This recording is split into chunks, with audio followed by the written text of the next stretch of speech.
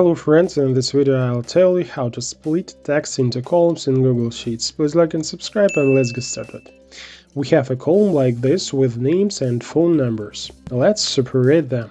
Select all the cells and go to the Data tab and select Split Text to Columns at the bottom. To split the text, we need to select a separator. Since there is a space between the words and the phone number, the separator will be a space character. Select it and the text is split. If you have some other separator, a question mark or a dash, then click Custom and enter this separator. Okay, that was a simple example, but now let's complicate the text. This time we have not only spaces between words, but also commas and dots, and they occur several times in the text. As you understand, the previous method is not longer suitable, and we will split the text using the split function.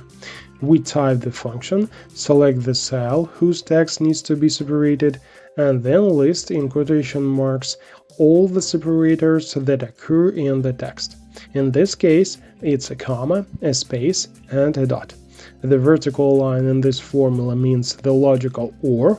Press Enter and the text is split. That's what we need. It's all, now not more.